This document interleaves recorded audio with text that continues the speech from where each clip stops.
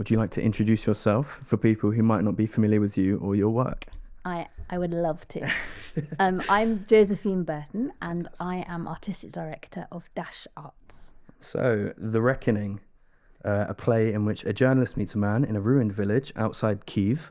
She's there to record his testimony for the history books, for the courts, but as he speaks, the past refuses to stay buried. What initially drew you to the Reckoning project's work, and how did it evolve into a play? So my company, Dash Arts, has been working with artists from Ukraine for more than 10 years, and we've been working with musicians and actors, contemporary dancers and writers, and have had the privilege of meeting and learning a lot about the culture and the history of that country. And so about 4 years ago, I made a show that ended up going to Ukraine just before... I don't know if this is relevant, but I've been spending the last few years making new pieces of theatre with artists and performers and writers from Ukraine.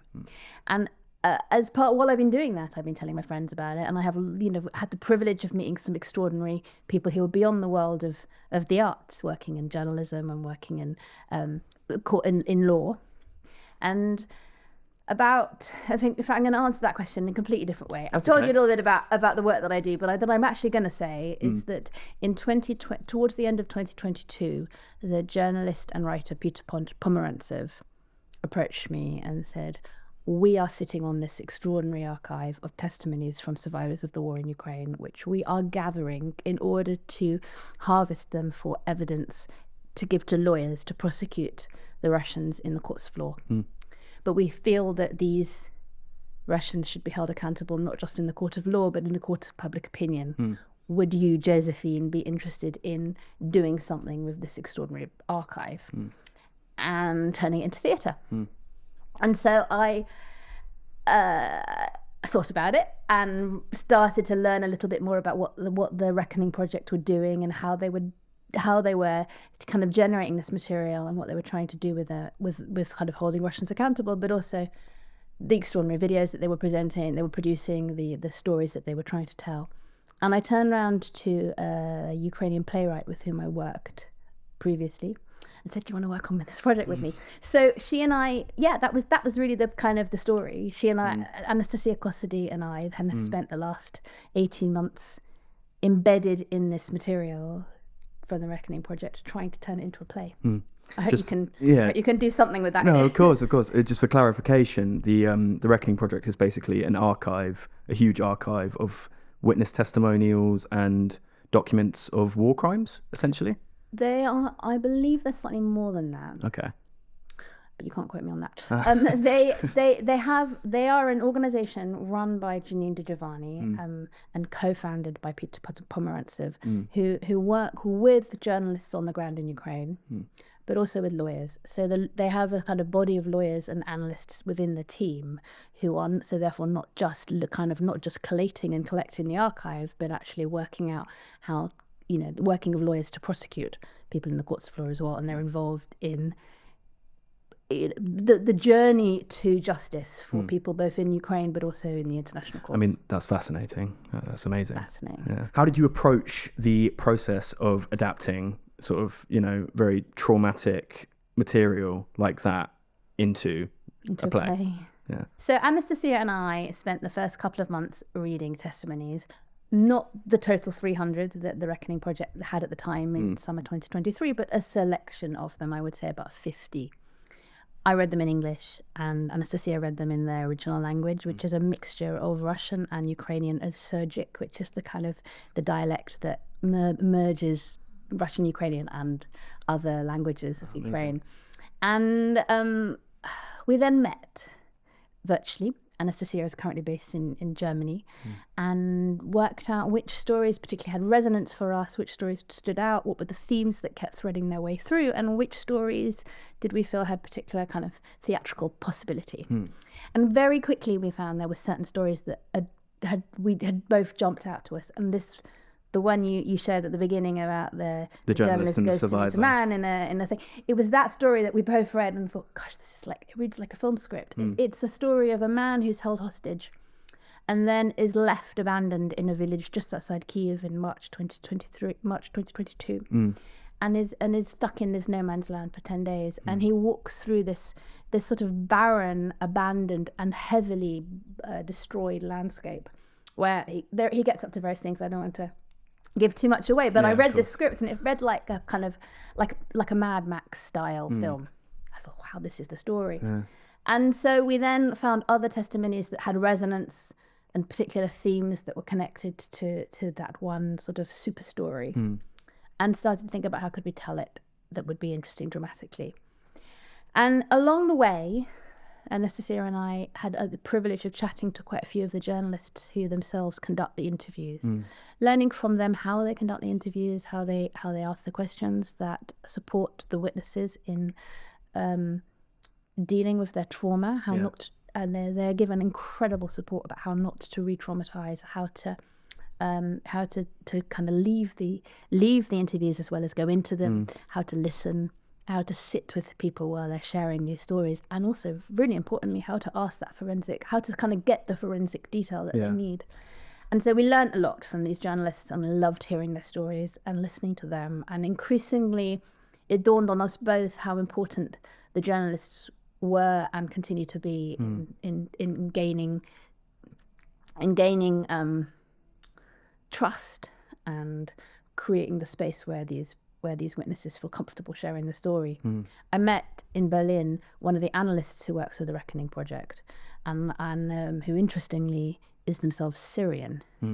The Reckoning Project has a very international team, but there are Syrians involved who feel that they need to be getting justice for Ukraine, not just for what the Russians have done in Syria, but in some bigger picture what the Russians were doing before that in Syria, using the same methods. Sorry, Ukraine to Syria. That's okay. Don't worry about it. And I said to him, it's really interesting to me that when you read these testimonies, yes, I can see that the journalists are able to tease out from the interviews what kind of chevron were on the soldiers' jackets, what boots they had, what ammunition, how many soldiers there were, what tanks there were. I mean, you can see the detail that they're getting. I'm reading it. Yeah. But also you get these amazing reflections on how the survivors got through the night, or what they feel about the nature of justice, or humanity, and sort of the kind of random, extraordinary acts of kindness that happened even in this horror. They're sort of there in the text. They're all heroes, and it comes out in these really small details. And I sort of shared that with the analyst, and they said, that's why we work with the journalists, because the journalists create that empathetic connection that enables people to feel comfortable sharing. And it was at that point that I realized that it was that was the center of our drama. It was the connection that gets formed between the journalist and the man or woman that they are interviewing. And it's that human connection which is the stuff of the story that makes a good story, when you see a connection. Really. And also I became really interested in what happens to, what happens through that connection. So obviously it's really important. Often the journalists are often the first people who have the opportunity to hear these stories in full. So it's very therapeutically helpful. Not always. Sometimes it's very difficult. But for often you can hear almost, when I've listened to the audio recordings of these testimonies as well as read the transcripts, I can hear this sort of need to share. It's a sort of often a purge for them, as they need to tell this story. They need to get it out. Yeah. So I'm interested in the cathartic possibilities of sharing a story for the survivors, but also what it does to the journalist who hears that story, and where that story becomes their story then. And it's sort of something I learned about in experience called post-memory, which is when someone else's memory becomes yours. It's often experienced by people who are the children of genocide survivors, who the story is so massive for their parents that memory becomes theirs too, and they carry it. And I was thinking about what it is for the journalist to have to carry other people's stories. So ultimately that's what we're doing in our play. We're sharing this extraordinary story told by the survivor from the village outside Kiev, but we're also talking about, we're sharing how he tells that story, and what it does for her, and how she responds to hearing the memories of his memories, and what it does to her, for her own kind of emotional journey. From a dramatic perspective, it felt really powerful to tell a story of a connection between two people. And quite a lot of that is in the transcript. But then we spoke also, I had the opportunity of meeting the actual journalist who met this person, and I spoke to her kind of later about what it was like for her to meet this person, and she gave us other insights into the guy that wasn't in the transcript or the audio. And then I asked her about how it was for her to live with these testimonies and how she copes. And she shared some I can imagine there'd be some pretty traumatic extraordinary stories she heard. She told us, and those stories became part of our drama. But really crucially, I wanted to imagine what life would have been like. Not in order to do a good story and to tell a really good, powerful piece of theatre. I realised we needed to go slightly beyond the documentary theatre, the verbatim. We needed to do something else, but to do it with care and to do it with by looking after these people who are real people. They're not fictionalized. So we've slightly fictionalized around the edges. We've imagined what might happen when she goes to the toilet and she comes back, and before she turns the microphone on, what did they have? Like, did he offer her a drink? And what happened in those moments? And are there moments in those like off mic moments where we could imagine something that might happen that might enable their relationship to change and to shift? So yes, it's a work of documentary theatre about this encounter, but around the edges I fictionalized it in order to create a good piece of theatre. And done it, I hope, with a way that continues to keep the lives of these people portrayed with respect and care. So in the spirit of going beyond documentary theatre, it's quite an immersive experience you guys are putting on.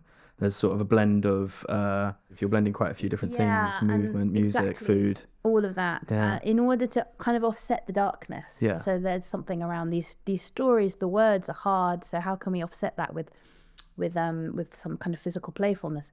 But I was also thinking about different ways that we can create something that would be more palatable, of kind of easier on the eye, easier to kind of cope with, that kind of could balance out some of the darkness.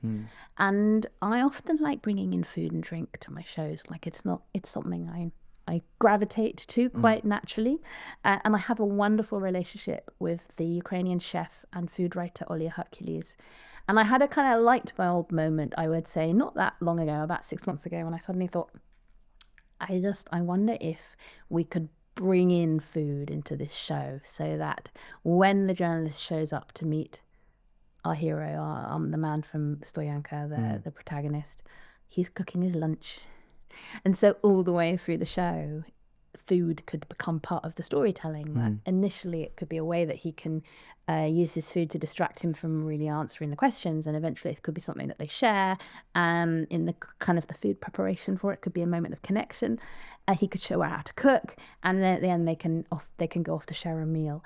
And it works really well. So I have worked with Olya to stagger the kind of insertion of like literally food preparation steps. So he's chopping the tomatoes, and then he's chopping the radishes, and he's chopping the cucumber, and it's going to be quite fun. That's fascinating. And it'll be quite fun. It's like Saturday Kitchen meets I don't know what, something really kind of, some documentary about Ukraine. But it's also going to bring in it's not just going to be the kind of fun of seeing the cucumbers being chopped, but it'll bring some freshness and a promise of summer, and the smells of the dill will just offset it, because the story that he's talking about is earlier in the winter. It happens in the first days of the war. It's dark and cold, and there's snow on the ground, and so to keep returning to a kitchen which is full of vibrancy and life will, I hope, bring a bit balance out some of the darkness. Of course. And fun. It'll be fun too. It sounds fun. What kind of experience are you hoping the audience are gonna be confronted with in there, and what do you think they're gonna leave with? What I really want this play to do is to create a human face to the tragedy, for people to walk into the theatre and meet come kind of and hear the experiences of and bring, and not just the experiences of, but see them brought to life by 4 brilliant actors. Yeah. 2 of the actors are British and 2 of them are Ukrainian. We will hear Ukrainian in the play, which is actually translated simultaneously into English by our British actor. So there will be the sounds of Ukraine will be in the show. But I also really want them to meet, like, to see real life people and to see a real life connection between people, a human connection in the horror. There's something about like what theatre can do, which is to bring a story to life in quite a different way that nothing else can. So I want people to leave certainly enlightened, to have learned a little bit more about what's going on, but really also to see these incredibly human stories that are happening on the other side of Europe and understand them better. Would you say this is a departure from some of your previous projects, or have you always sort of covered harrowing topics like this? Is this something you're going to do more of in the future? I think I've never shied away from the political in our work at Dash. Yeah. We were set up, we set up Dash Arts in 2005, so it's 20 years this year, to ask the big questions of our time and answer them with artists and academics and communities and audiences through performances and conversations and podcasts and so on. So politics has always been at the heart of the work we do, and we've worked in the Arabic-speaking world. We explored what it was like to live in the Soviet Union, and then it's in its shadows. We asked what it was like to be European post-Brexit. And when also next year doing a show on Englishness, I'm thinking about what it is to be English. Oh, that'll be interesting. Based on speeches that people have written about how we can make the country better and the world better. So politics has always been at the heart of the work that I've done. However, I think this is probably, this material is like... It's quite forensic. Yeah, it's right on the front line. Yeah. And really forensic in terms of its, this is stuff that is being covered for courts of law. It's legal in its... Of course, it's got gravitas. It has that. So I think it is a bit... That's new. Yeah. And exciting, and it feels like, I feel the pressure of the responsibility to look after people, like, that's always big pressure, and this is even more so. Of course. We just heard that one of the journalist whose stories we have some of the sharing is going to come and see the show. Oh yeah. I can't tell you their name. Okay. Absolutely not. Can't tell you the name. But so Natalia Gumenyuk, who is a journalist who was very involved in helping to set up the Reckoning project. She runs something called the Public Interest Journalist Lab in Ukraine, and was the journalist who interviewed quite a few of the survivors whose stories we are telling. Will be there. I mean, she'll be there with us on opening night. She's talking. We have this program that we're doing every night called Food for Thought, where we are sharing a little reflection at the end of every show, like a 5-minute reflection from academics and journalists and activists and people who have a direct connection with a lived experience with the war in Ukraine. And we're privileged to have Peter Duke speaking. I can't remember what night. I should have come prepared. But on a night, as part of the run, we'll put it in there. We'll definitely put it in the promo. There will definitely be people speaking and involved who have lived experience and know what it's like to collect stories on the front line. But actually, now I feel like I think it's probably okay. The journalist who interviewed our man from Stoyanka, who is coming, and it's really wonderful that they're coming, and I'm excited and slightly concerned about how she's been slightly fictionalized, her story on stage, so how she feels about that is a bit worrying. Often we've found that we've hit the zeitgeist kind of after we've started, if that sounds a ridiculous thing to say. So we started working in the Arabic speaking world in 2010, and could not, and then one of our shows was knocked sideways by the fall of Mubarak in February 2011, end of January 2011, because we were about to rehearse in Egypt 3 weeks after he fell, and we had to move the rehearsals, and then we had like a whole kind of cascade of things happened off the back of that, including the fact that 9 of our visas for our Syrian actors were refused entry to America in the June of 2011. And so we had to cancel the show because we couldn't take, like, I think a third of the cast couldn't make it to do the show. And so sort of things kept happening. We had something similar when we were working in the former Soviet Union, that we hadn't predicted Putin's invasion of Crimea and eastern Ukraine in 2014, and a whole lot of projects that we'd lined up had to be cancelled. So often sort of we do something and then like the world changes and then we're left reeling. This is different. I mean, this project, The Reckoning, is responding directly to what is happening out there. And I feel like in some ways it's reactive, but on the other hand, it's just a privilege to be making something right now which is so engaged in the world, and we have a voice to play, we have a role to play in trying to get people to understand. Of course. I mean, that's amazing. It sounds fantastic. Thank you so much for joining me today. Where can people find more about the play? Great. More about your work? So The Reckoning opens on the 29th of May and it runs till the 28th of June at the Arcola Theatre, and you can buy tickets for the show on the Arcola Theatre website, and also through Dash Arts' website, dasharts.org.uk. Plus, on the 13th of June, we have a special Food for Thought, which would be particularly exciting for Byline readers because Peter Jukes is speaking very briefly about kind of reflecting on the play through the prism of what the work that Byline has been doing, supporting journalists at the end of the show. So that's the 13th of June. So buy tickets. Oh, I'm sure it'll be fantastic. You heard it here. Get your tickets. Thank you for joining us today, Josephine Burton. Thank you.